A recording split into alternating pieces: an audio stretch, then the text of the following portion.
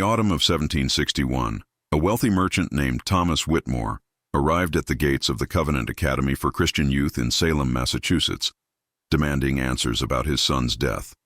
What he discovered within those hallowed halls would shake the very foundations of colonial society and expose a methodical system of brutality that had operated in plain sight for nearly 3 decades. The Fletcher family, headmaster Josiah, his wife Martha, and their son Samuel had built their reputation on providing superior Christian education to the children of New England's elite. But behind the academy's pristine facade of biblical instruction and moral discipline lay a calculated program of psychological and physical torment that claimed the lives of 89 young souls. The truth about the Covenant Academy would remain buried for centuries, concealed by powerful families who had too much to lose until now. Documents discovered in 1987 during the renovation of Salem's Old North Church revealed the extent of a conspiracy that reached the highest levels of colonial government. Letters written in cipher, financial records detailing payments for experimental, educational methods, and most disturbing of all, detailed medical observations of students subjected to what the Academy termed intensive spiritual correction, a euphemism for torture techniques that would later be employed throughout the American colonies. The Fletcher Academy's influence extended far beyond its ivy-covered walls. Former students who survived the institution's brutal methods would go on to become judges, military officers, and colonial administrators, carrying with them an intimate understanding of how fear and pain could be used to control human behavior. The Academy's techniques would resurface during the Revolutionary War, the Indian Wars, and even in the early development of American prison systems. Before we unveil the dark secrets of Salem's most prestigious academy, this story isn't for everyone. Only for those brave enough to confront the depths of human cruelty, disguised as righteousness. If you're ready to join our community of true mystery seekers who dare to explore the shadows of American history, hit that subscribe button and let us know in the comments what state you're listening from. The truth we're about to reveal has been hidden for over 2 centuries, and it will change how you view the foundations of our nation. Now let's step back to 1734, when the nightmare began in a community still haunted by its own dark past. Massachusetts Bay Colony in the 1730s represented the pinnacle of Puritan civilization in the New World. Yet beneath its veneer of religious devotion lay currents of paranoia and control that would prove fertile ground for the Fletcher Academy's sinister experiments. Salem, once synonymous with hysteria and accusations of witchcraft, had transformed itself into a bustling center of religious orthodoxy and intellectual achievement. The town's narrow cobblestone streets, still stained with memories of the witch trials from 4 decades past, now bustled with merchants whose ships brought wealth from the Caribbean, shipbuilders whose craftsmanship was renowned throughout the colonies, and scholars whose interpretations of Scripture influenced religious thought from Boston to Charleston. The psychological scars of the witch trials had never fully healed. Salem's residents had learned harsh lessons about the dangers of speaking out against authority, the consequences of questioning established religious doctrine, and the swift punishment that awaited those who challenged the social order. This atmosphere of lingering fear and enforced conformity would prove essential to the Fletcher Academy's ability to operate without scrutiny for nearly 3 decades. It was in this environment of religious fervor and social ambition that Josiah Fletcher established his academy in the winter of 1734. A man of imposing stature who stood nearly 6'12" ft tall, Fletcher possessed the rare combination of theological education from Harvard Divinity School and aristocratic connections that made him irresistible to Salem's elite families. His deep-set gray eyes seemed to penetrate the souls of those who spoke with him, and his voice, a resonant bass that could command absolute silence in any room, carried the authority of a man who believed himself to be an instrument of divine will. Fletcher's personal history added to his mystique and credibility. Born in 1685 to a family of prominent Massachusetts ministers, he had witnessed the Salem witch trials as a 9-year-old boy, an experience that acclaimed had given him unique insights into the nature of human evil and the necessity of strict spiritual discipline. He often spoke of watching Bridge Bishop's execution from his father's shoulders, describing how the sight of justice being served had inspired his lifelong commitment to rooting out sin and corruption wherever it might hide. His wife, Martha Fletcher, née Thornfield, was equally formidable, a woman whose sharp intellect was matched only by her unwavering belief in the necessity of severe discipline to shape young minds. Martha came from a family of prominent Boston merchants who had made their fortune in the triangular trade, and her dowie had provided the initial funding for the Academy's establishment. At 38 years old when the Academy opened, she possessed an encyclopedic knowledge of Puritan theology and a talent for psychological manipulation that would prove crucial to the institution's darker purposes. Martha's appearance was deceptively maternal. Soft brown hair always pulled back in a severe bun, kind blue eyes that could suddenly turn ice cold when she detected disobedience, and a voice that could shift seamlessly from gentle encouragement to terrifying authority. She had studied the writings of Increase Mather and Cotton Mather extensively, and her interpretation of their teachings on child-rearing emphasized the complete breaking of a child's will as a prerequisite for spiritual salvation. Their son Samuel, 23 years old when the Academy opened, had inherited his parents' commanding presence and their uncompromising vision of Christian education. Tall and lean like his father, with his mother's piercing blue eyes and an intellect sharpened by years of intensive theological study, Samuel served as the Academy's chief disciplinarian and the primary implement of its most extreme corrective measures. He had spent 3 years studying at Yale College, where he had been exposed to the latest developments in moral philosophy and pedagogy, knowledge that he would later apply in developing the Academy's systematic approach to breaking human resistance. Samuel's role in the Academy's operations extended beyond simple discipline.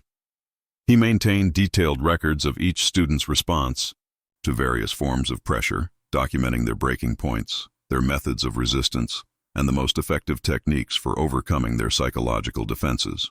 His journals, written in a careful hand and filled with clinical observations, would later provide crucial evidence of the Academy's true purpose.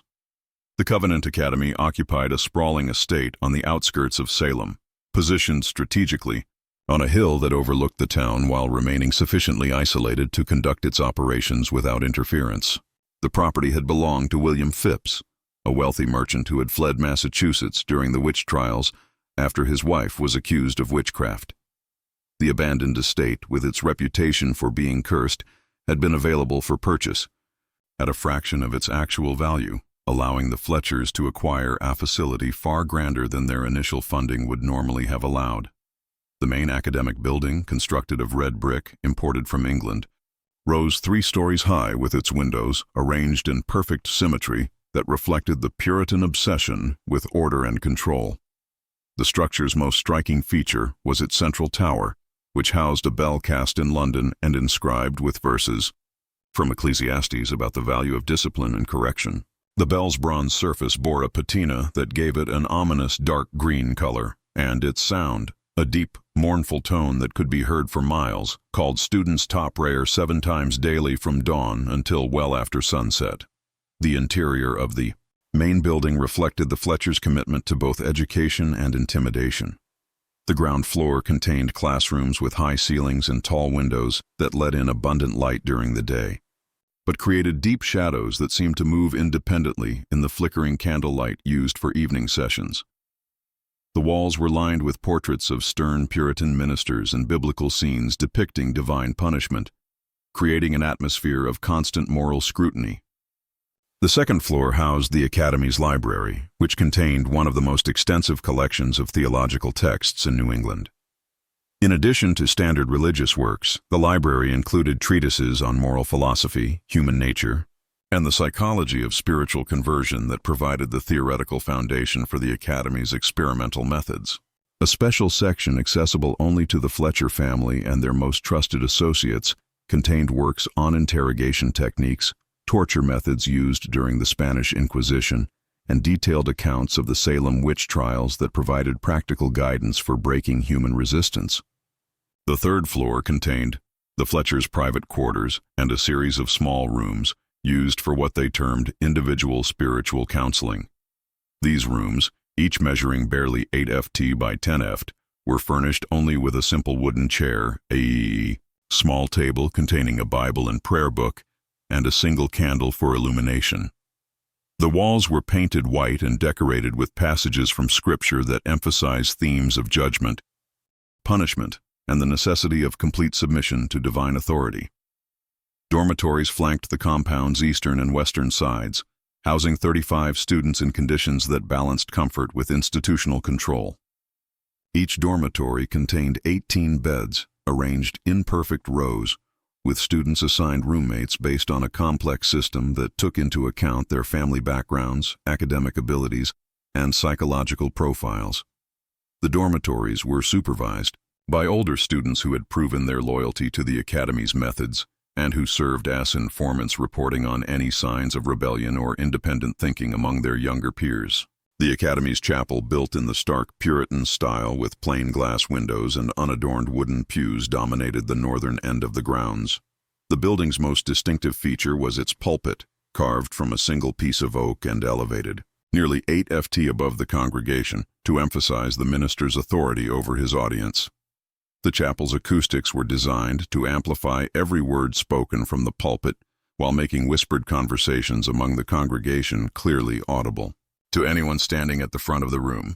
Behind the chapel lay the academy's cemetery, a small plot surrounded by a wrought iron fence that would eventually contain 89 small headstones bearing the names of students who had died during their enrollment. The cemetery's location, visible from most of the dormitory windows, served as a constant reminder to students of the potential consequences of failing to meet the academy's expectations. The most sinister aspect of the academy's physical plant lay hidden beneath the main building. The basement, carved from the estate's original stone foundation, contained a series of chambers that the Fletchers euphemistically termed reflection rooms. These spaces, varying in size from tiny cells barely large enough for a grown man to lie down to larger chambers that could accommodate multiple occupants, were designed specifically for the implementation of the academy's most extreme disciplinary measures. The Fletcher family marketed their institution as a sanctuary of learning where young Christian gentlemen would be molded into leaders of tomorrow's colonial society. Their promotional materials, distributed to wealthy families throughout New England, promised a curriculum that combined classical education with intensive biblical study, supervised by instructors who had studied at Harvard and Yale. The academy's tuition, nearly $100 per year, cost more than most families earned in 2 years, ensuring that only the children of merchants, ministers, and colonial officials could afford enrollment. This exclusivity was not merely a matter of prestige. It was essential to the academy's true purpose. The children of elite families possessed certain characteristics that made them ideal subjects for the Fletchers' experiments. They were accustomed to privilege and comfort, making them more susceptible to the psychological impact of deprivation and harsh treatment. Their family connections provided protection from outside scrutiny, as parents were reluctant to admit that their children might be suffering abuse at such a prestigious institution. Most importantly, these students represented the next generation of colonial leadership, and their conditioning at the academy would influence their approach to governance and social control throughout their adult lives. From the academy's first year, the Fletchers implemented what they termed biblical discipline, a system of correction supposedly based on Old Testament principles, but actually derived from torture techniques developed during the Spanish Inquisition and refined through careful study of the Salem witch trials. Students who arrived each September quickly learned that minor infractions could result in hours of forced kneeling on rough wooden floors, memorization of entire biblical books under threat of severe punishment for any errors, or confinement in NAS. The academy's reflection chambers, where boys were left alone with nothing but bread, water, and scripture to contemplate their sins. The academy's daily routine was designed to maintain constant psychological pressure on its students while creating an appearance of normal educational activity for any outside observers. Students rose at 5 hours each morning to the sound of the chapel bell and began their day with an hour of silent prayer in the chapel. Breakfast consisted of simple fare, porridge, bread, and weak beer consumed in complete silence while one of the Fletcher family members read passages from Scripture, emphasizing themes of obedience, suffering, and divine judgment. O evento sombrio. October 15th, 1734 marked the first death at the Covenant Academy, though it would take decades before anyone understood its true significance as the beginning of a systematic program of human experimentation disguised as religious education. 14-year-old Benjamin Hartwell, son of a prosperous Salem shipbuilder whose vessels carried goods throughout the Atlantic trade routes, was found dead in his dormitory bed on a cold Tuesday morning when the first frost of winter had settled over Massachusetts like a shroud of impending doom. Benjamin had arrived at the academy 6 weeks earlier, full of enthusiasm for his educational opportunities and eager to make his family proud. His father, Cornelius Hartwell, had built his shipping empire through careful planning and attention to detail, qualities he hoped his son would develop through exposure to the Fletchers' rigorous academic program. The family had paid the academy substantial tuition without hesitation, viewing it as an investment in Benjamin's future as a leader in colonial society. The boy's first weeks at the academy had proceeded according to plan. Benjamin excelled in his Latin studies, demonstrated a remarkable memory for biblical passages, and showed the kind of intellectual curiosity that his teachers praised as evidence of a keen mind destined for great achievements.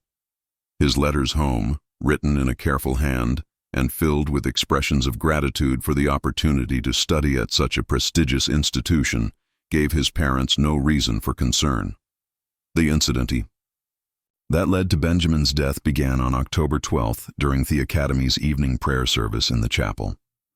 As the students knelt on the hard wooden floor for what was scheduled to be a 30-minute session of silent contemplation, Benjamin committed what would prove to be a fatal error. Hesmilled.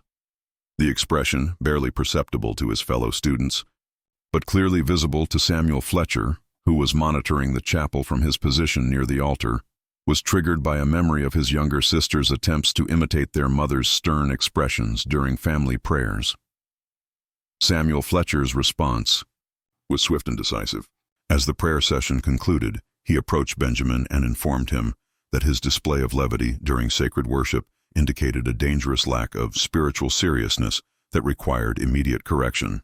Benjamin's attempt to explain that he had been thinking of his family only confirmed Samuel's assessment that the boy's mind was insufficiently focused on divine matters. The punishment for Benjamin's transgression was confinement in one of the basement reflection chambers for a period that Samuel described as however long necessary for true repentance to take root in his heart. The chamber assigned to Benjamin measured 6 ft by 8 ft with a vated stone ceiling so low that an adult could not stand upright. The walls, carved from the estate's original foundation stones, wept with moisture from the October rains, and the floor consisted of rough wooden planks that had warped over time, creating gaps that allowed cold air to seep up from the earth below. During his 3 days in the reflection chamber, Benjamin was provided with only water and a single piece of bread each morning, delivered by a silent older student who had been instructed to avoid any conversation or expressions of sympathy. The chamber contained no furniture except for a wooden bucket that served as a chamber pot, and a single candle that was lit for 1 hour each evening to allow Benjamin to read selected passages from Scripture that emphasized themes of divine punishment and the necessity of complete submission to authority. Martha Fletcher visited Benjamin each evening to conduct what she termed spiritual counseling sessions, extended conversations designed to break down his psychological resistance and extract confessions of various sins and character flaws. These sessions, which lasted between 2 and 4 hours each night, followed a carefully developed pattern that Martha had refined through her study of interrogation techniques used during the Salem witch trials. Martha would begin each session with expressions of maternal concern, speaking in gentle tones about her worry for Benjamin's spiritual welfare and her desire to help him overcome the pride and worldliness that had led to his punishment. She would gradually shift to more aggressive questioning about his thoughts during prayer, his relationships with other students, his feelings about his family, and his understanding of his place in God's divine plan. As the sessions progressed, Martha employed increasingly sophisticated psychological manipulation techniques. She would alternate between promises of mercy and threats of eternal damnation, create false emergencies involving Benjamin's family to test his emotional responses, and present him with impossible theological puzzles, designed to demonstrate his intellectual inadequacy and spiritual confusion. By third day of Benjamin's confinement, the combination of physical deprivation, psychological pressure, and social isolation had begun to take its toll. The older student, who delivered his daily ration, reported that Benjamin had started talking to himself during the night, reciting biblical passages in a voice that grew increasingly hoarse and desperate. On the morning of October 15th, when the student arrived with Benjamin's bread and water, he found the boy lying motionless on the chamber floor, his eyes fixed open in an expression of terror that suggested his final moments had been filled with unimaginable anguish. The discovery of Benjamin's body created the first test of the Academy's ability to control the narrative surrounding student deaths. Samuel Fletcher immediately summoned his parents, and together they developed a story that would become the template for explaining future fatalities. Benjamin had died of sudden fever brought on by spiritual conviction, a condition that they claimed sometimes affected sensitive young souls when they experienced profound religious awakening. Martha Fletcher personally examined Benjamin's body and pronounced that his peaceful expression indicated he had achieved a state of spiritual ecstasy in his final moments. She claimed to have witnessed similar phenomena during her own religious experiences and assured the other students that Benjamin's death represented the highest form of spiritual achievement possible for a young Christian. The official cause of death, as recorded in the Academy's medical log, was acute fever accompanied by spiritual rapture, resulting in the soul's voluntary departure from earthly concerns. This explanation was supported by a detailed account of Benjamin's final days that portrayed his suffering as a willing embrace of divine discipline, and his death as a blessed release from the burden of mortal existence. Headmaster Fletcher addressed the Academy's students and faculty that evening in the chapel, delivering a sermon that transformed Benjamin's death from a tragedy into an inspiration. Standing at the elevated pulpit with the autumn wind rattling the windows behind him, Fletcher spoke of the blessed nature of Benjamin's transition and the lesson it provided for all who witnessed it. Young Master Hartwell has received the greatest gift our Lord can bestow upon a faithful servant, Fletcher declared, his voice carrying the authority that had made him one of the most respected religious figures in Massachusetts. He has been called home at the moment of his greatest spiritual purity, when his soul had been purified through suffering and made worthy of immediate entrance into heaven's glory. Let his sacrifice serve as inspiration for your own dedication to righteousness and your willingness to embrace whatever trials God may send to test your faith.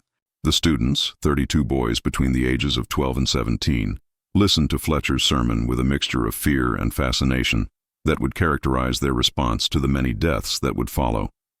They had witnessed Benjamin's removal from the eye reflection chamber that morning, had seen his still form carried up the narrow stone stairs by Samuel Fletcher and 2 older students, had noticed his blue lips and the terror frozen in his open eyes. But Fletcher's sermon reframed these disturbing images as evidence of divine favor rather than human cruelty. That evening, as autumn wind rattled the dormitory windows and sent shadows dancing across the walls, whispered conversations among the students revealed the profound impact of Benjamin's death on the Academy's social dynamics. Some boys expressed admiration for Benjamin's spiritual achievement and wondered if they possessed the faith necessary to endure similar trials. Others spoke in hushed tones about the sounds they had heard echoing from the basement during Benjamin's final night. Cries that had continued until just before dawn, when a sudden silence had fallen over the Academy like a blanket of death.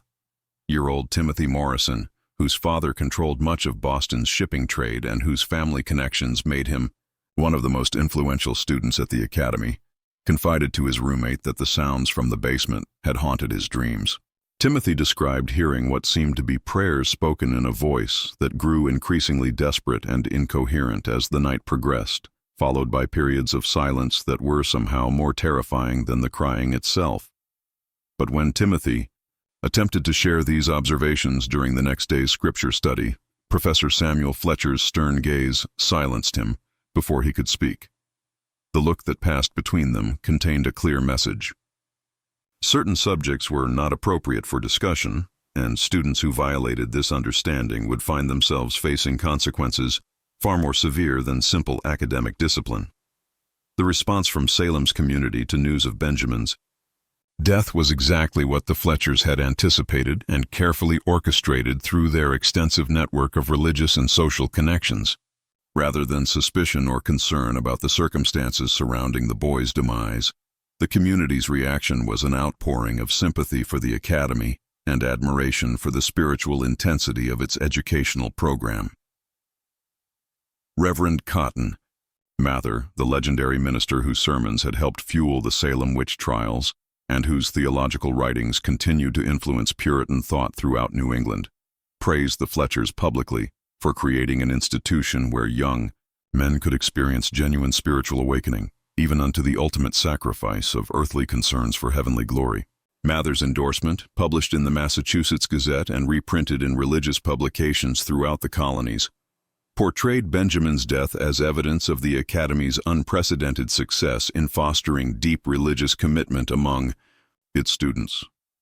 Several wealthy families immediately submitted applications for their own sons after reading Mather's praise, viewing Benjamin's death as confirmation of the Academy's ability to produce the kind of spiritual transformation that they believed would serve their children well in their future careers as colonial leaders. The Academy's waiting list grew from a handful of names to more than 50 prospective students within weeks of Benjamin's death, forcing the Fletchers to become even more selective in their admission process. This increased demand for enrollment allowed the Fletchers to implement additional screening procedures designed to identify students who would be most suitable for their experimental program. They began requiring extensive interviews with both parents and prospective students, detailed medical examinations to assess physical resilience, and psychological evaluations that helped determine each applicant's likely response to various forms of pressure and manipulation. The years following Benjamin Hartwell's death established a pattern that would define the Covenant Academy for the next 2 decades, transforming it from an educational institution into a laboratory for human experimentation, where the boundaries between discipline and torture became increasingly blurred. Deaths occurred with disturbing regularity, never more than 6 in a single year to avoid attracting unwanted attention, never fewer than 2 to maintain the experimental program's momentum. The Academy's enrollment remained constant at 35 students, as new arrivals quickly replaced those who had graduated to heavenly glory, as Martha Fletcher delicately phrased it in her correspondence with parents. This careful management of numbers allowed the Fletchers to maintain the appearance of a stable educational institution while ensuring a steady supply of test subjects for their increasingly sophisticated experiments in psychological and physical coercion. Each death followed a similar trajectory that became more refined with experience. A student would commit some minor transgression, speaking out of turn during prayers, failing to complete scripture memorization within the allotted time, showing insufficient enthusiasm during chapel services, expressing homesickness or doubt about religious doctrine, and would be sentenced to intensive reflection in the basement chambers. The duration of these punishments varied based on factors that the Fletchers carefully documented: the student's family background, his physical constitution, his psychological profile, and the specific experimental protocol being tested. The basement chambers themselves evolved during this period from simple confinement spaces into sophisticated torture facilities designed to test different variables in the breaking of human resistance. The Fletchers expanded the underground complex, adding chambers of varying sizes and configurations, each designed to produce specific psychological and physical effects on their occupants. The smallest chambers, measuring barely 4 ft x 6 ft with ceilings only 5 ft high, were used for experiments in claustrophobia and spatial disorientation. Students confined in these spaces quickly developed acute anxiety followed by panic attacks and eventually complete psychological breakdown, as their minds struggled to cope with the inability to stand upright or move freely. Larger chambers, some measuring 12 ft x 15 ft, were used for isolation experiments designed to test the effects of prolonged sensory deprivation. These rooms were painted completely black and contained no furniture except for a wooden bucket and a single straw mattress that was often removed to force subjects to sleep on the cold stone floor. The most sophisticated chambers incorporated features designed to create specific forms of psychological pressure. Some contained sloped floors that made it impossible to lie down comfortably, forcing occupants to remain in awkward positions that gradually wore down their physical and mental resistance. Others had walls that gradually tapered inward, creating an illusion that the space was slowly shrinking and triggering intense claustrophobic responses. Martha Fletcher developed increasingly elaborate protocols for her spiritual counseling sessions, which served as the psychological component of the Academy's experimental program. Thesis sessions conducted in specially designed rooms on the third floor of the main building employed techniques that she'd derived from her extensive study of interrogation methods used during the Spanish Inquisition and the Salem witch trials. Martha's approach involved creating detailed psychological profiles of each student, identifying their specific fears, attachments, and sources of emotional vulnerability. She would then systematically exploit these weaknesses through a combination of false information, emotional manipulation, and carefully orchestrated psychological pressure designed to produce complete mental breakdown. For students who showed strong attachments to their families, Martha would create elaborate deceptions involving fake letters, describing family tragedies, financial ruin, or moral scandals. Students with academic ambitions were told that their families had disowned them for failing to meet expectations at the Academy. Those who expressed religious doubts were convinced that they had committed unforgivable sins that would damn them to eternal suffering regardless of their future behavior. Samuel Fletcher's role in the Academy's operations expanded during this period as he took responsibility for documenting the experimental program's results and developing new techniques based on their findings. His journals, written in a careful hand and filled with clinical observations, recorded detailed information about each student's response to various forms of physical and psychological pressure. Samuel's documentation included precise measurements of how long different students could survive under various conditions. What combination of deprivation and psychological pressure produced the most rapid psychological breakdown, and which techniques were most effective at extracting confessions or compliance from resistant subjects. His work represented some of the earliest systematic research into torture techniques conducted in the American colonies, and his findings would later be distributed to colonial officials responsible for dealing with political dissident and criminal suspects. By 1740, the Academy had perfected its system of documentation and public relations. Martha Fletcher maintained meticulous records of each student's spiritual journey, including detailed descriptions of their final moments that invariably portrayed death as a blessed release from earthly suffering. These records, bound in leather volumes and stored in the Academy's library, served as both historical documentation and marketing materials for prospective families. The Academy's public image was carefully cultivated through a network of alumni, parents, and religious leaders who'd been convinced of the institution's value through various means. Former students who survived their experience at the Academy carried with them a profound understanding that speaking about their experiences would result in consequences far worse than death. This understanding was reinforced through periodic visits from Samuel Fletcher, who would appear at alumni gatherings to renew old friendships and remind former students of their ongoing obligations to maintain the Academy's reputation. Parents who had lost children at the Academy received regular correspondence from Martha Fletcher, including anniversary letters on the dates of their sons' deaths that celebrated the spiritual significance of their sacrifice. These letters often included small mementos, pressed flowers from the Academy's gardens, copies of biblical passages that their sons had supposedly been studying at the time of their death, or sketches of the peaceful expressions that Martha claimed to have witnessed on their faces in their final moments. The surviving students developed their own methods of coping with the Academy's deadly routine, creating an underground culture of mutual support and shared survival strategies. They learned to recognize the signs that preceded selection for intensive reflection. The subtle hardening of Samuel Fletcher's expression during classroom discussions, the way Martha Fletcher's fingers would drum against her prayer book during chapel services, the particular tone Headmaster Fletcher used when discussing spiritual purification during his sermons. Most importantly, they learned absolute silence about what they witnessed. This silence was maintained through a combination of terror and indoctrination that made the students complicit in the Academy's operations. Boys who survived their years at the Academy understood that their continued existence depended on their willingness to participate in a system that regularly claimed the lives of their classmates. The Academy's reputation continued to grow throughout the 1740s, even as whispers occasionally surfaced in Salem's taverns and marketplaces Some citizens noted the unusually high mortality rate among the academy students, but these concerns were quickly dismissed by the town's influential families, many of whom had financial or social connections to the institution. Dr. Ephraim Wilkins, Salem's most respected physician, occasionally raised questions about the medical explanations provided for student deaths at the academy. Wilkins had examined several of the bodies and noted physical evidence that seemed inconsistent with the spiritual fever diagnosis that the Fletchers routinely provided. However, his concerns were addressed through a combination of social pressure and financial incentives that convinced him to accept the academy's explanations without further investigation. The few individuals who attempted to investigate more deeply found themselves facing social ostracism or economic pressure that forced them to abandon their inquiries.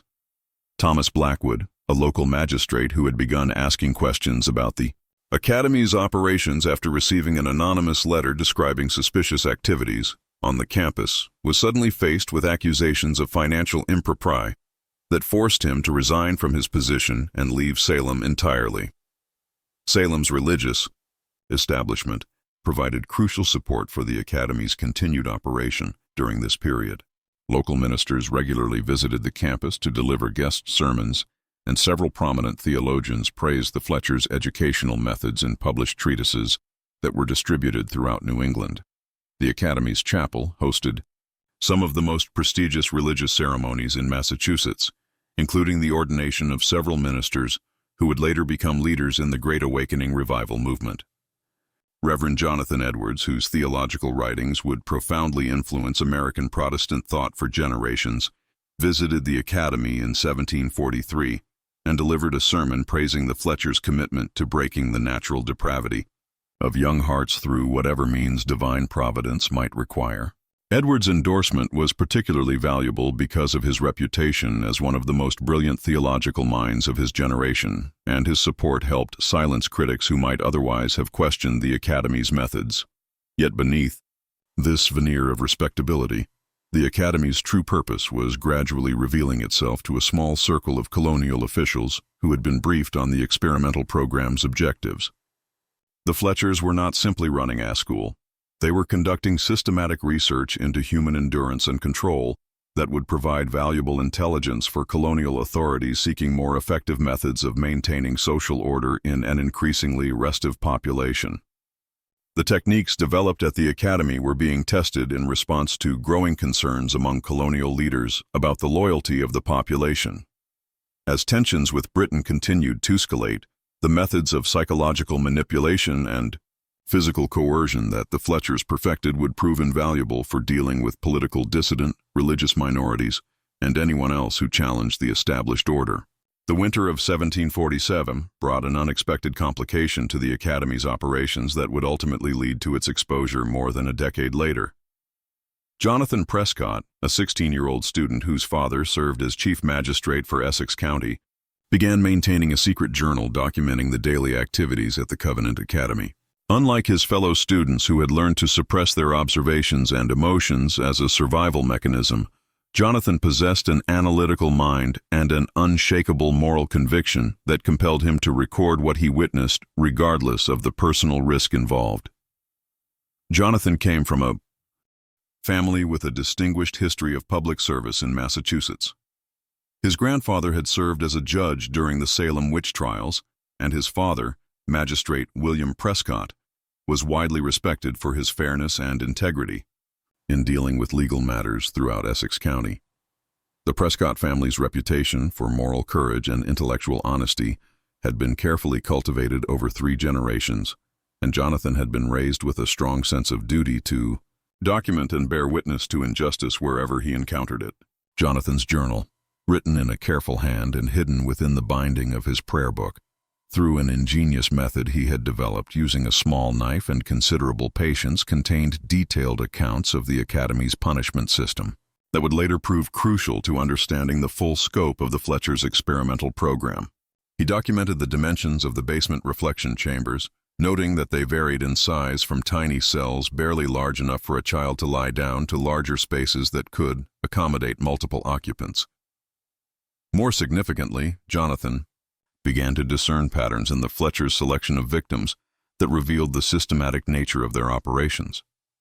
His observations, recorded with the precision of a trained researcher, despite his youth, showed that the Academy's disciplinary system was not random punishment for infractions, but rather a carefully designed program for testing different variables in human psychology and physiology.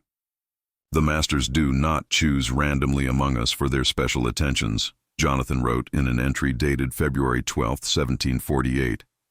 "They observe each student with the care of natural philosophers studying specimens, noting which among us possess the strongest will, the greatest capacity for independent thought, or the most resilient constitution. Those who show signs of natural leadership, who ask penetrating questions during scripture study, or who demonstrate unusual physical stamina are marked for what they term advanced spiritual development." Jonathan's analysis revealed that the Fletchers had developed a sophisticated classification system for categorizing students based on their potential value as experimental subjects. Students with strong family connections were often subjected to psychological experiments designed to test the effectiveness of various forms of emotional manipulation. Those from families with military backgrounds were used to test physical endurance and pain tolerance. Students who showed exceptional intelligence were subjected to complex psychological experiments designed to determine the most effective methods for breaking intellectual resistance to authority. Most disturbing of all, Jonathan discovered that the Academy was maintaining detailed correspondence with colonial officials regarding the effectiveness of various torture techniques being developed and tested on the students. These officials, including high-ranking members of the Massachusetts colonial government, were providing funding for the experimental program and receiving regular reports on its progress. Jonathan's fears about his own situation proved prescient as winter progressed into spring. By March of 1748, he noticed that Samuel Fletcher had begun singling him out during classroom discussions, asking increasingly complex theological questions, designed to trap him in statements that could be construed as heretical or rebellious. These questions, which appeared to be normal academic exercises to other students, were actually carefully crafted tests designed to assess Jonathan's psychological profile and determine his suitability for specific experimental protocols. Martha Fletcher, meanwhile, had started requiring Jonathan to spend additional hours in private prayer, ostensibly to help him overcome what she termed intellectual pride and spiritual arrogance. These sessions, conducted in one of the third-floor counseling rooms, allowed Martha to conduct preliminary psychological evaluations that would inform the design of more intensive interventions if Jonathan were selected for the experimental program. As winter gave way to spring, Jonathan made a discovery that would fundamentally change his understanding of the Academy's true purpose and place it within a broader context of colonial policy and social control. While cleaning the Headham's office, as punishment for a minor infraction, arriving 2 minutes late to morning chapel, he discovered a locked cabinet containing correspondence between Josiah Fletcher and various colonial officials throughout New England. The letters, which Jonathan managed to read during several clandestine visits to the office over the course of 3 weeks, revealed that the Covenant Academy was part of a larger network of institutions throughout the colonies that were developing techniques for what the correspondence euphemistically termed enhanced spiritual correction. These methods were being tested specifically for their potential application in dealing with political dissident, religious minorities, criminal suspects, and anyone else who might challenge colonial authority. On a letter dated September 1747 and signed by Thomas Hutchinson, a high-ranking official in the Massachusetts colonial government, praised Fletcher's work in developing methods of spiritual correction that achieved desired behavioral modifications, while maintaining plausible explanations for any unfortunate outcomes that may result from the implementation of such techniques. The letter went on to discuss plans for expanding the program to other educational institutions throughout New England, with particular emphasis on facilities that served the children of families whose loyalty to colonial authority might be questioned. Another document bearing the seal of the governor's office outlined the strategic importance of the Academy's work in preparing for what the writer termed the inevitable challenges to established order that will arise as tensions with the mother country continue to escalate. The document specifically mentioned the value of having colonial leaders who had been conditioned through early exposure to understand the absolute necessity of maintaining social control through whatever means circumstances might require. Perhaps most chilling was a detailed report written by Samuel Fletcher and addressed to a committee of colonial officials describing the development of interrogation techniques that could extract reliable information from suspects while leaving. Minimal physical evidence of coercion. The report included precise descriptions of psychological pressure methods, optimal duration for various forms of deprivation, and recommendations for combining physical and mental torture to achieve maximum effectiveness. Jonathan realized that the students who died at the academy were not random victims of excessive religious discipline, but carefully selected test subjects in a systematic program of torture and psychological manipulation designed to develop techniques that would be used throughout the colonial justice system. The academy served as a laboratory where the methods of breaking human resistance could be refined and perfected under the cover of Christian education, with the added benefit that the victims came from families too prestigious to risk public scandal by questioning the institution's methods. This revelation coincided with increasing pressure from the Fletcher family. As Jonathan's name appeared more frequently in Martha Fletcher's reports of students requiring additional spiritual guidance, he began to receive invitations to private conferences with the headmaster that felt more like interrogations than educational meetings, with Josiah Fletcher asking probing questions about Jonathan's family's political views, his own thoughts about colonial governance, and his understanding of the proper relationship between individual conscience and institutional authority. The other students, sensing the danger surrounding their classmate, began to distance themselves from Jonathan, in accordance with survival instincts that had been honed by years of witnessing the consequences of association with those marked for special attention. This isolation was particularly painful for Jonathan, who had formed genuine friendships with several of his fellow students, but he understood that their behavior was driven by fear rather than callousness. During this period, Jonathan also began to notice changes in the academy's physical environment that suggested preparations for more intensive experimental activities. New equipment appeared in the basement chambers, including restraints, measuring devices, and what appeared to be medical instruments. The reflection chambers themselves were modified with improved ventilation systems that would allow for longer periods of confinement, and several new rooms were excavated from the foundation stones to accommodate expanded experimental protocols. The tension reached a breaking point in early April 1748 when Jonathan was discovered reading in the Academy's library after official study hours. The book he was reading, a treatise on natural philosophy by John Loach, that questioned certain aspects of Puritan theology and emphasized the importance of individual reason in moral decision-making, provided Samuel Fletcher with the justification he needed to recommend Jonathan for intensive spiritual correction. The selection process that followed revealed the sophisticated bureaucracy that the Fletchers had developed to manage their experimental program. Jonathan's case was reviewed by all three family members, each of whom contributed assessments based on their area of expertise. Josiah Fletcher evaluated Jonathan's potential as a political threat. Considering his family background and the likelihood that he might use knowledge gained at the Academy to challenge colonial authority in the future, Martha Fletcher assessed his psychological profile, determining which experimental protocols would be most effective in breaking his resistance while providing valuable data about the limits of intellectual subjects. Samuel Fletcher reviewed the physical evidence of Jonathan's transgression and recommended specific disciplinary measures that would serve both punitive and experimental purposes.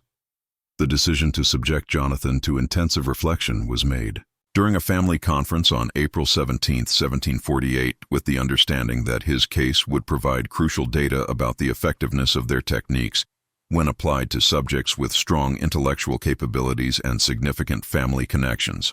The Fletchers were particularly interested in testing whether their methods could successfully convert someone with Jonathan's background into a reliable supporter of their program, potentially creating a valuable asset within the colonial magistracy. The night of April 18, 1748, would become the turning point in the Covenant Academy's dark history, though it would take more than a decade for the full implications to become clear. As Jonathan Prescott was led down the stone steps to the basement reflection chamber, he carried with him not only his hidden journal, but also a desperate plan that had been weeks in the making and would eventually expose the Academy's true nature to the outside world. Jonathan had spent considerable time preparing for this moment, understanding that his selection for intensive reflection was inevitable given his family background and his growing reputation as someone who asked too many questions. His preparation involved both physical conditioning, secretly exercising to build stamina, and practicing techniques for remaining conscious under extreme stress, and strategic planning that took advantage of his unique position as the son of Essex County's chief magistrate. Over the previous months, Jonathan had established a sophisticated communication system with his father through coded messages embedded in his regular letters home. These codes, based on classical references that would be meaningful to an educated reader but invisible to casual observers, had allowed Jonathan to convey detailed information about the Academy's operations without alerting the Fletcher family to his surveillance activities. Chief Magistrate William Prescott, a shrewd man who had noticed subtle changes in his son's correspondence over the past year, had begun his own quiet investigation into the Academy's operations. Using his official authority and network of contacts throughout the colonial government, Prescott had uncovered disturbing evidence about the institution's true purpose and its connections to a broader program of social control being implemented throughout New England. The reflection chamber assigned to Jonathan was one of the Academy's newer facilities, measuring 8 ft by 10 ft with a vatted stone ceiling that rose to nearly 7 ft at its highest point. Unlike the older chambers, this one contained several features that reflected the Fletchers' growing sophistication in designing spaces for psychological torture.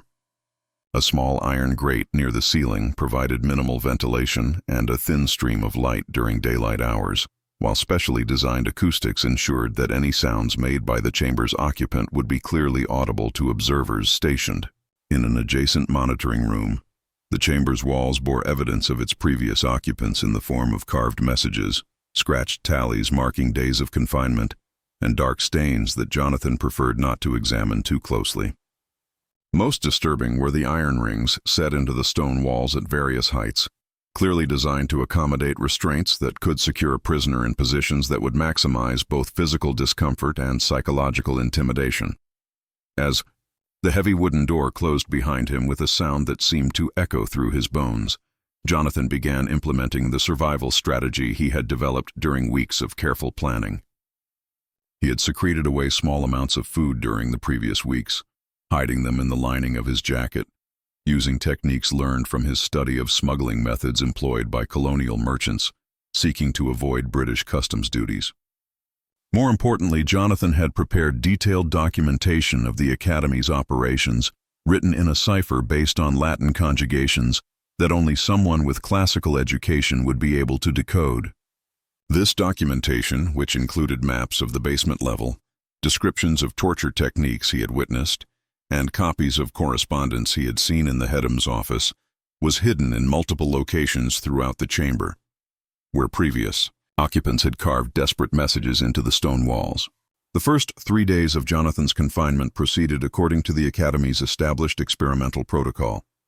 He received his daily ration of bread and water delivered by Thomas Whitmore's son Marcus, a 15-year-old student who had been selected for this duty specifically because his father's wealth and influence made him unlikely to show sympathy for Academy victims.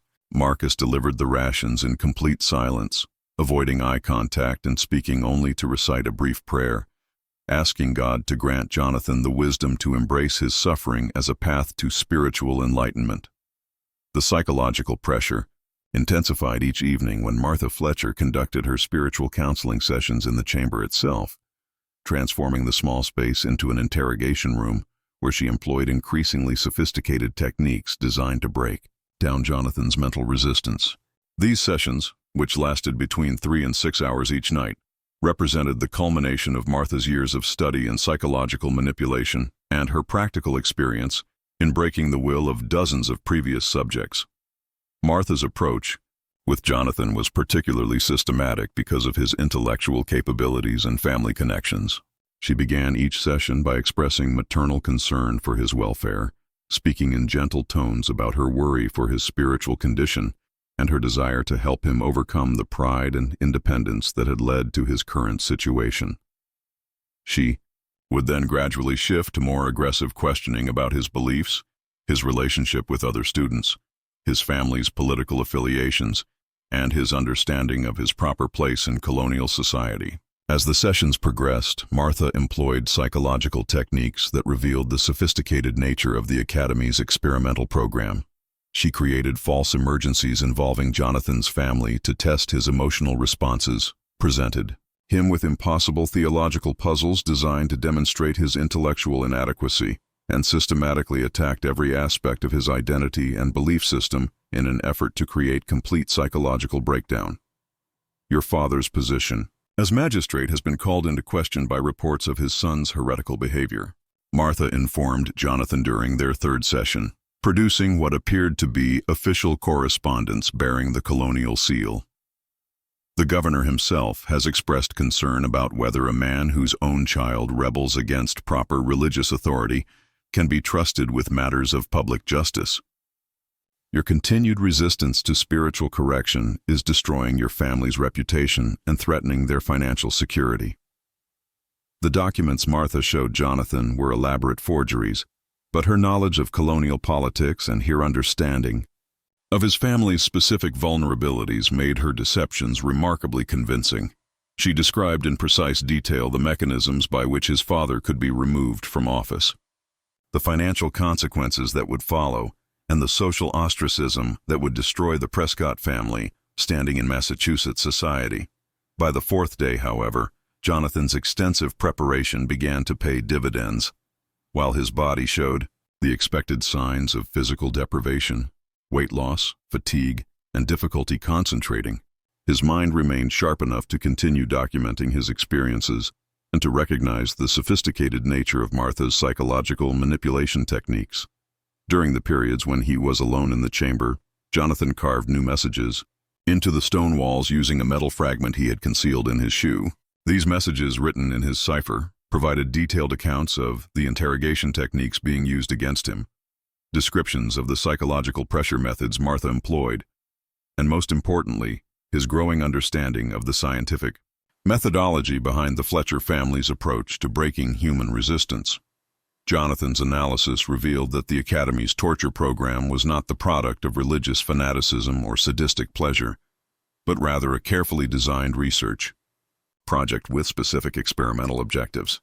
Each student's responses to various forms of physical and psychological pressure were meticulously recorded, analyzed, and used to refine techniques that would be employed throughout the colonial justice system.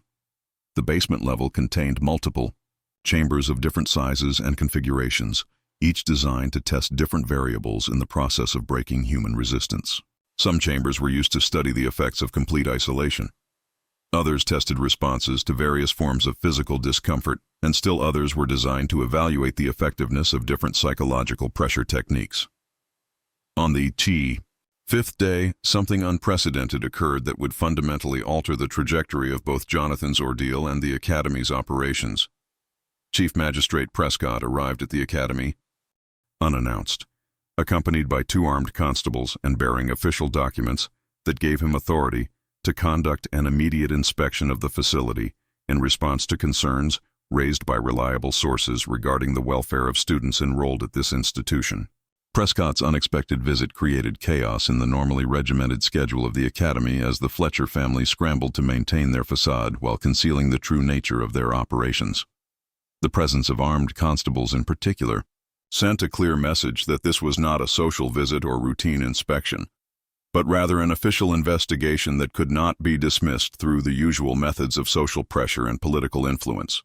The magistrate's arrival had been carefully timed to coincide with the period when Jonathan would normally be receiving his evening ration, allowing Prescott to demand immediate access to his son, while the Fletchers were still adjusting to the unexpected disruption of their routine.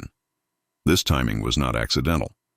Jonathan's coded messages had provided his father with detailed information about the Academy's daily schedule and the optimal moment for intervention.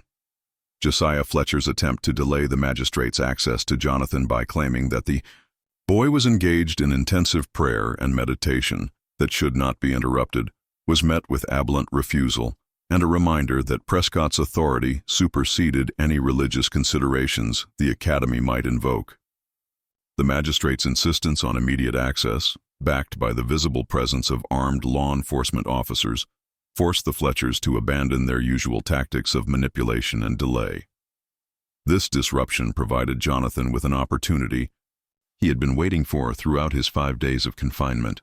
During the confusion created by his father's arrival and the Fletchers' desperate attempts to control the situation, he managed to slip his journal and other crucial documentation through the ventilation grate in his chamber, where they fell into a gap between the building's foundation stones that had been created by decades of settling and water damage.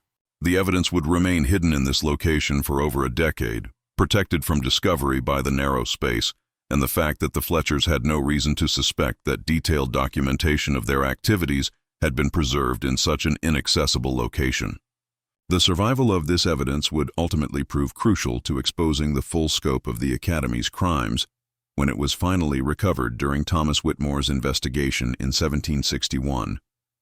When the heavy door to Jonathan's chamber was finally opened, the scene that greeted Chief Magistrate Prescott provided immediate evidence of the true nature of the Academy's spiritual correction program. Jonathan, despite his careful preparation and strong constitution, showed clear signs of systematic abuse, significant weight loss, evidence of sleep deprivation, and psychological stress that was obvious even to casual observation. More damning was the condition of the chamber itself, which bore clear evidence of its use as a torture facility rather than a space for religious reflection. The iron restraint set into the walls, the carved messages left by previous occupants, and the overall design of the space made it impossible for the Fletchers to maintain their claim that they were simply providing enhanced religious education for their students. The confrontation that followed between Magistrate Prescott and the Fletcher family would expose the Academy's operations in ways that neither side had anticipated, setting in motion events that would ultimately lead to the institution's destruction, but only after claiming dozens more victims over the following 13 years. The confrontation between Chief Magistrate William Prescott and the Fletcher family on that April evening in 1748 would expose the Academy's operations in ways that neither side anticipated, revealing the true scope of a conspiracy that reached into the highest levels of colonial government and involved systematic human experimentation disguised as religious education. Prescott, a man whose position required him to navigate the complex and often treacherous politics of colonial Massachusetts, had arrived at the Academy armed with more than paternal concern. He carried with him evidence of the institution's true purpose that would force the Fletchers to reveal the full extent of their operations or face immediate prosecution for crimes that could result in their execution. During the weeks preceding his dramatic intervention, Prescott had conducted his own exhaustive investigation into the Academy's unusually high mortality rate and its connections to a broader network of experimental facilities operating throughout New England. Using his authority as Chief Magistrate and his extensive network of contacts within the colonial government, he had uncovered correspondence, financial records, and witness testimony that painted a disturbing picture of systematic torture and murder conducted under the cover of religious education. Prescott's investigation had revealed that the Covenant Academy was part of a larger program developed by colonial officials in response to growing concerns about maintaining social control in an increasingly restive population. As tensions with Britain continued to escalate and reports of rebellion and dissent multiplied throughout the colonies, colonial leaders had become convinced that traditional methods of law enforcement and social control were insufficient to meet the challenges they faced. The experimental program that included the Fletcher Academy was designed to develop more effective techniques for breaking individual resistance to authority, extracting information from suspected dissident, and creating psychological conditioning that would ensure long-term compliance with governmental directives. The choice to use elite educational institutions as testing grounds for these techniques was particularly cynical, as it provided perfect cover for the experimental program, while ensuring that the children of the most influential families in colonial society would be conditioned to accept authoritarian methods of control. When Magistrate Prescott confronted Josiah Fletcher in the headmaster's office that evening, the conversation quickly moved beyond concerns about Jonathan's immediate welfare to a broader discussion of the Academy's relationship with colonial authorities and its role in what Fletcher termed the development of enhanced methods for maintaining social order in challenging times. Fletcher, realizing that his operations had been discovered by someone with both the authority and the evidence necessary to expose them, made a calculated decision to reveal the full scope of the program in an attempt to convince Prescott that destroying the academy would be contrary to his own interests as a colonial official.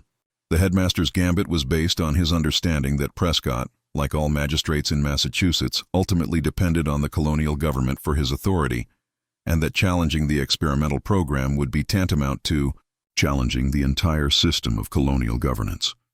Your son has been selected for our most advanced curriculum, Magistrate Prescott, Fletcher explained, his voice carrying the same authority that had commanded respect throughout Salem for over a decade. The techniques we have developed here through careful experimentation have proven invaluable to maintaining order throughout the colonies.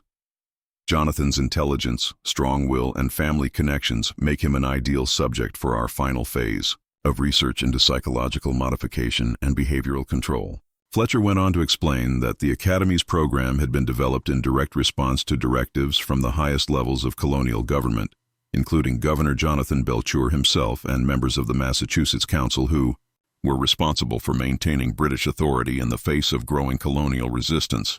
The students who died during the experimental process were not unfortunate casualties of excessive discipline, but necessary sacrifices in the development of techniques that would ensure the stability of colonial society as tensions with Britain continued to escalate.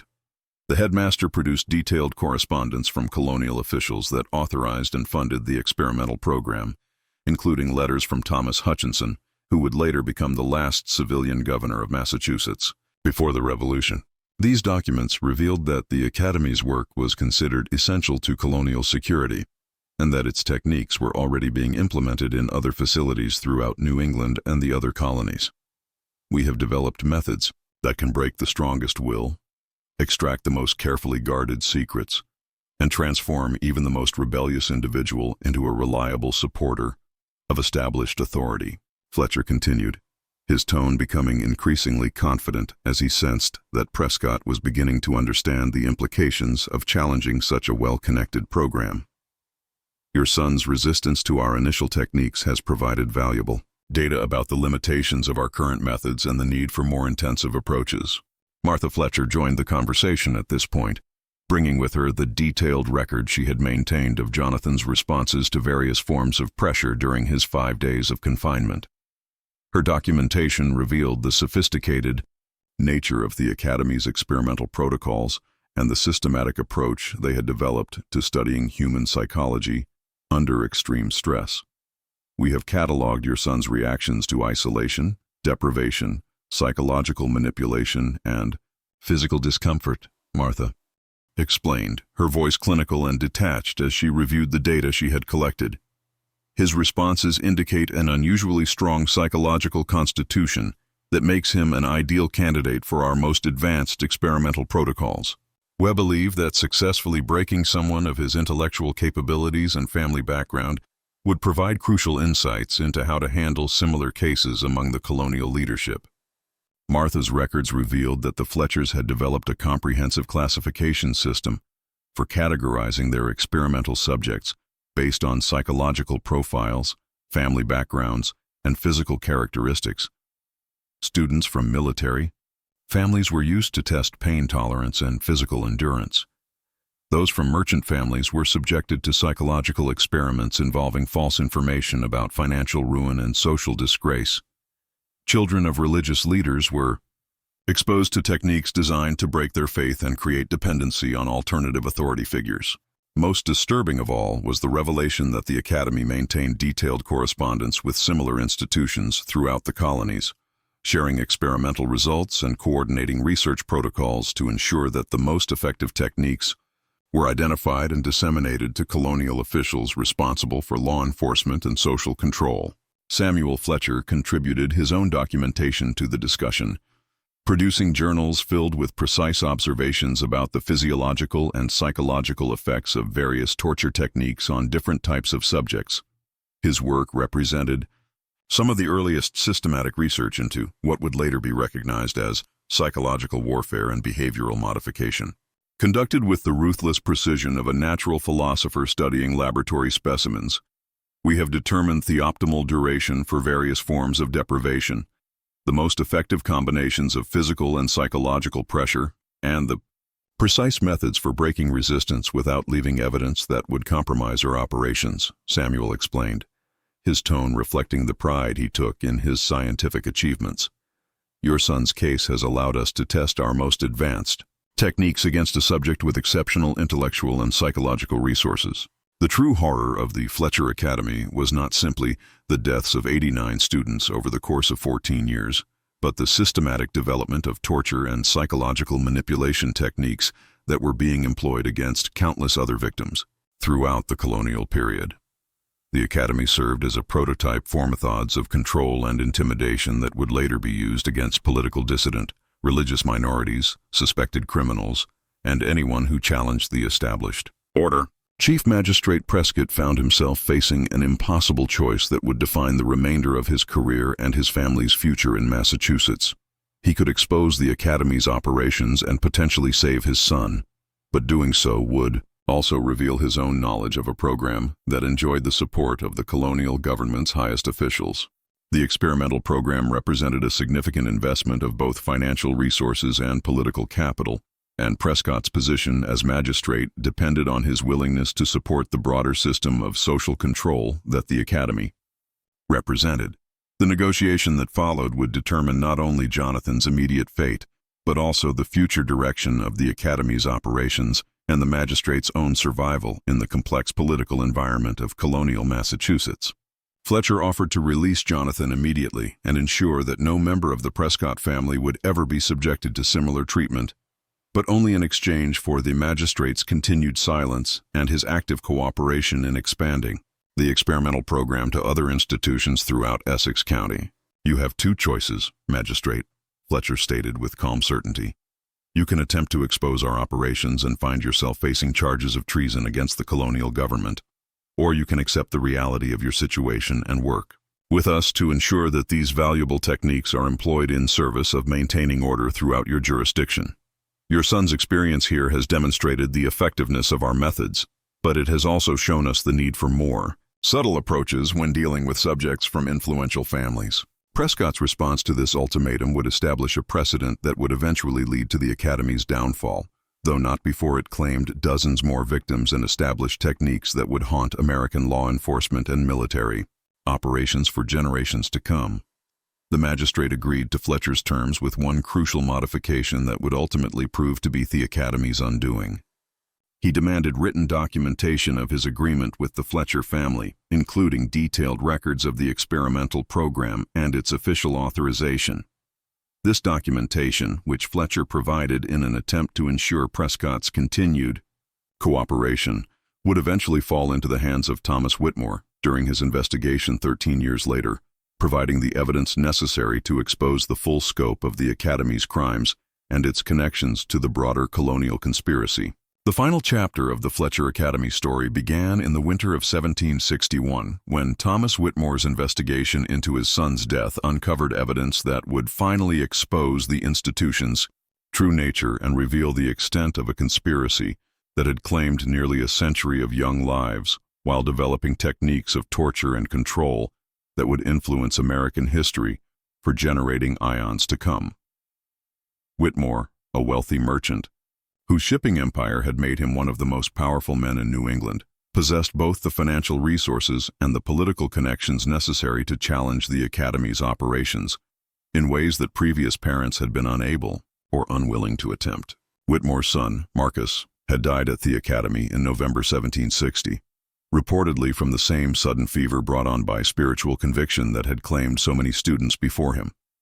But unlike other parents who had accepted the Fletcher family's explanations with varying degrees of suspicion and grief, Whitmore approached his son's death with the analytical mindset of a successful businessman who had built his fortune through careful investigation and strategic planning. The merchant's initial suspicions were aroused by subtle inconsistencies in the Academy's account of Marcus's final days, including medical details that seemed implausible to someone with Whitmore's extensive experience in maritime medicine and his knowledge of the physical effects of various diseases and conditions. More importantly, Whitmore had received a letter from his son just 3 days before Marcus's death that described the Academy's operations in terms that contradicted the official explanation of voluntary spiritual discipline and religious enthusiasm. Marcus's letter, written in careful language that avoided direct criticism of the academy, while conveying detailed information about its operations, described a system of punishment and control that bore no resemblance to the educational environment that the Fletchers promoted in their public communications. The letter mentioned students who had disappeared after being selected for special spiritual guidance, described the sounds that echoed from the basement during nighttime hours, and expressed concern about the academy's true purpose in terms that suggested Marcus had begun to understand the danger he faced. Armed with this evidence and driven by a father's grief that had transformed into cold determination, Whitmore hired a team of private investigators with experience in both colonial law enforcement and commercial intelligence gathering. These investigators, led by former magistrate Thomas Blackwood, the same man who had been forced to leave Salem 13 years earlier after asking too many questions about the academy, began a systematic examination of the institution's operations that would ultimately uncover evidence of crimes spanning nearly 3 decades. The breakthrough in Whitmore's investigation came when Blackwood's team discovered Jonathan Prescott's journal and other documentation hidden in the foundation stones of the basement reflection chambers. This evidence, preserved in remarkable condition by the dry environment and narrow space that had protected it from discovery, provided detailed accounts of the academy's experimental protocols, descriptions of torture techniques that had been developed and tested on students, and most crucially, copies of correspondence that revealed the program's connections to colonial officials throughout New England. Jonathan's documentation proved that the Fletcher Academy was not an isolated case of institutional abuse, but rather a key component of a broader network of experimental facilities that had been operating throughout the colonies for decades. The techniques developed at the academy had been disseminated to other institutions, employed by colonial law enforcement agencies, and even exported to British military operations in other parts of the empire. The journal entries revealed the sophisticated nature of the academy's experimental program, including detailed descriptions of different types of torture chambers, systematic approaches to psychological manipulation, and careful documentation of how different subjects responded to various forms of pressure. Most damning of all were Jonathan's transcriptions of correspondence between the academy and colonial officials that explicitly authorized the experimental program and provided funding for its continued operation. Armed with this evidence, Whitmore was able to build a case against the Fletcher family that extended beyond simple criminal charges to include treason against the British Crown.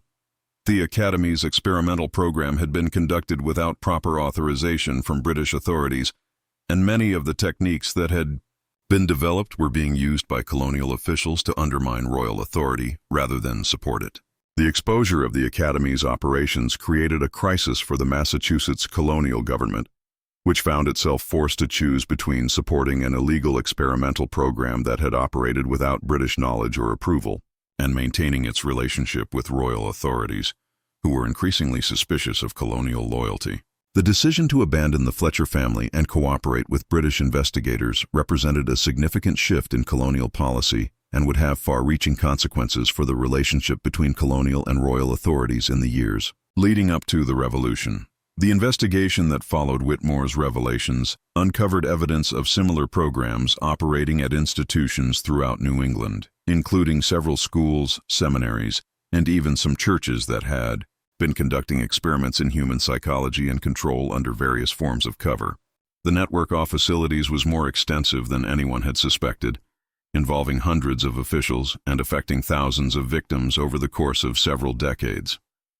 Josiah Fletcher was arrested in February 1762 on charges that included murder, torture, treason, and conspiracy against the crown. However, he died in custody before his trial could begin, reportedly from a heart attack brought on by the stress of his confinement, though some contemporary accounts suggested that his death was orchestrated to prevent him from revealing the full extent of the experimental program and its connections to colonial officials.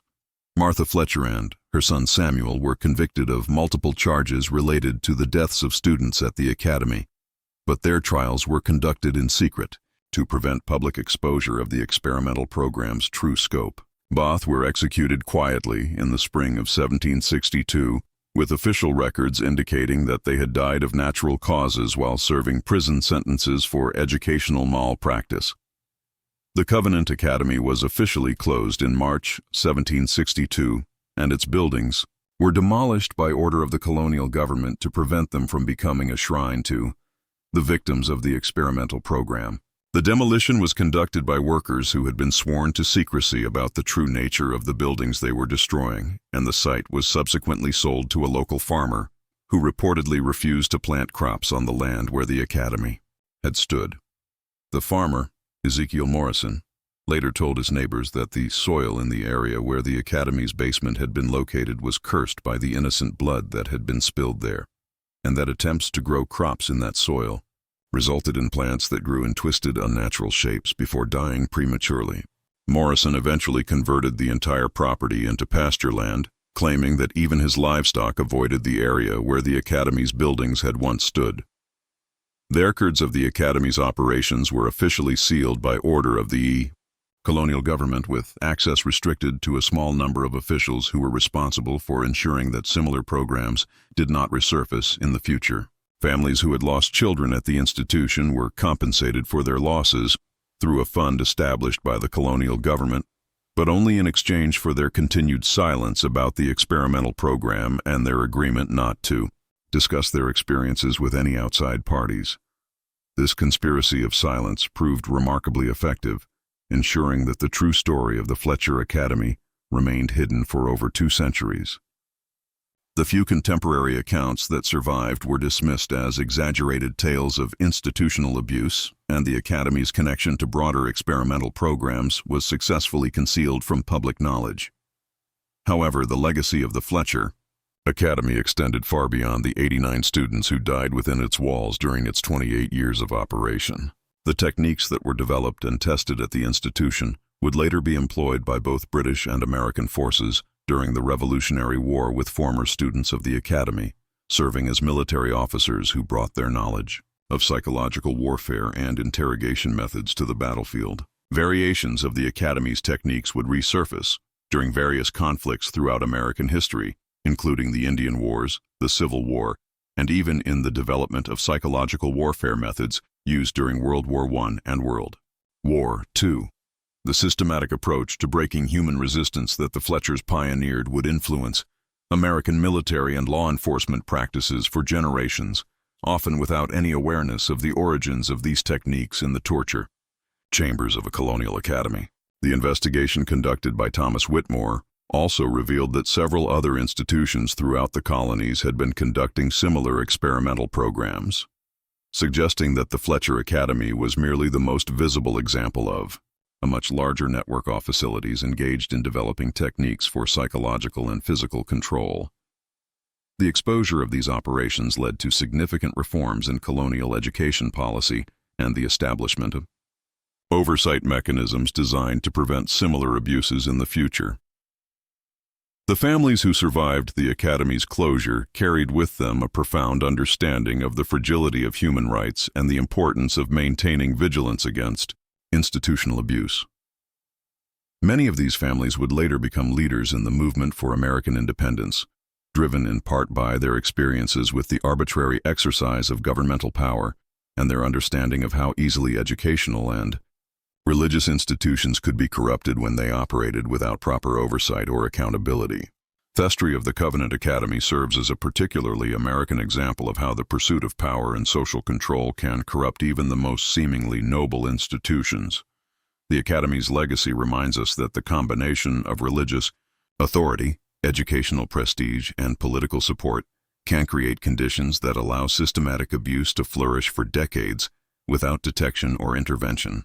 The techniques developed at the Fletcher Academy would continue to influence American approaches to law enforcement, military operations, and social control well into the modern era, often without any awareness of their origins in the experimental torture chambers of colonial Massachusetts.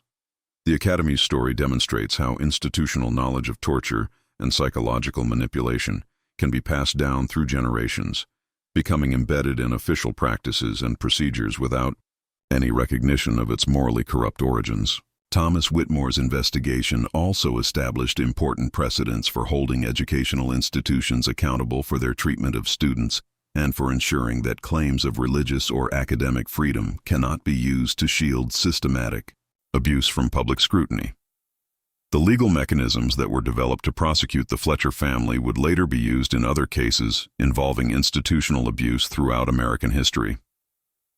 The final irony of the Fletcher Academy's story lies in the fact that its experimental techniques, originally developed to strengthen colonial control and maintain British authority, would ultimately be turned against the British themselves during the Revolutionary War.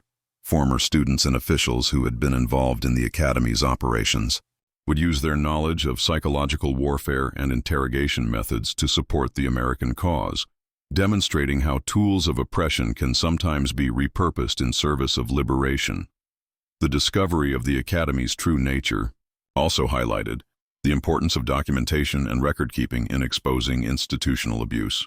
Jonathan Prescott's journal, hidden for over a decade in the foundation stones of the Academy's basement, provided the crucial evidence necessary to understand the full scope of the experimental program and its connections to broader colonial policies. This dark chapter in American colonial history reminds us that the institutions we trust with the education and welfare of our children must be subject to constant scrutiny and accountability.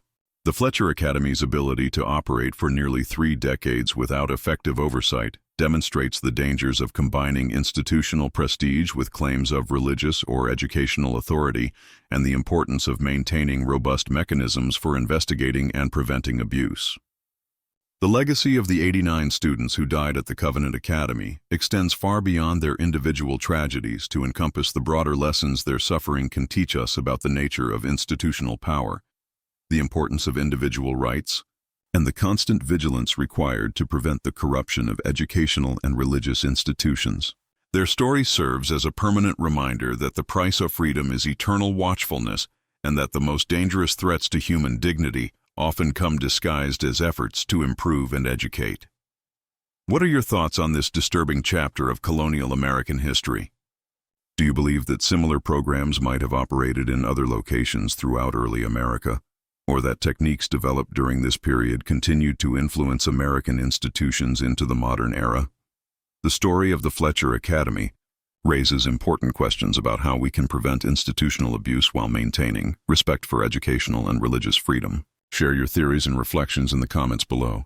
And if you found this investigation as compelling and chilling as we did, make sure to subscribe and hit that notification bell for more hidden stories from America's past. The truth about our history is often darker and more complex than we imagine.